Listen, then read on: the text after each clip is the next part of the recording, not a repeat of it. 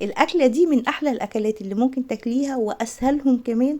وعايزه اقول لكم الاكله دي في المطاعم بيدفع فيها مبلغ وقدره، وكمان ممكن اي حد يعملها على فكره، ولد بنت يعني. حتى لو شاب قاعد مع نفسه في البيت كده وعايز ياكل حاجه طعمها حلو من غير ما يدفع فلوس كتير، هيجيب صدر فرخه بانيه، يعني صدر كده الفرخه، ويقطعه 4 شرايح 5 شرايح، وهيحط عليه صوص باربيكيو، هيحط عليه فلفل اسود وملح، معلقه خل. انا بكتب المقادير عشان تبقى ثابته معاكم. هيحط عليه هوت صوص، يحط عليه فلفل اسود زي ما قلت، يحط عليه كاري، يحط عليه بابريكا، مستردة، اي توابل موجودة عنده هتحلي طعم الفراخ. لو هو عنده استعداد يبشر بصلة، او لو عندها استعداد تبشر بصلة وتكلف نفسها شوية، حبة زعتر. هنقلب كل الكلام ده مع بعض، وهنجيب طاسة سخنة جدا ونحط فيها شوية زيت، ونبتدي ننزل فيها بصدور الفراخ بتاعتنا اللي احنا قطعناها. هو زي ما قلت لكم هو صدر فرخة هيتقطع مثلا 5 شرايح ولا حاجة، هو ده اللي هتعمليه.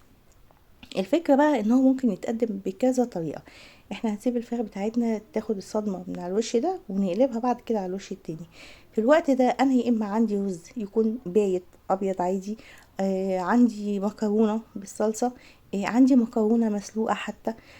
لما هلاقي الفراخ بتاعتي خلاص ابتدت تدخل في طور السوا وخدت وش شمال ووش يمين، هبتدي احط عليها شوية جبنة موتزاريلا واغطيها. في المطاعم بتتقدم ازاي؟ انا هنا حطيت الرز في الطبق ونزلت عليه بالفراخ.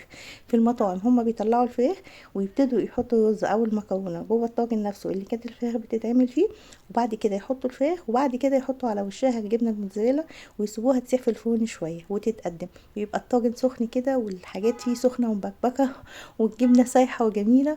أكلة سهلة جدا بتتعمل في أقل من 10 دقايق، وتكلفتها مش عالية جدا. أتمنى ان انتوا تجربوها وتقولي رأيكم فيها. وكمان بقى لو حطيتي عليها شوية صوص حار بجد يعني بيبقى طعمها حلو جدا. الأكلة دي يا جماعة بمبلغ وقدره بجد في المطاعم، بس في البيت تكلفتها هتقف عليكي في صدر الفرخة اللي انت هتقطعيه 5 قطع وتعملي منه الطبق ده اللي هيكفي فردين أو 3.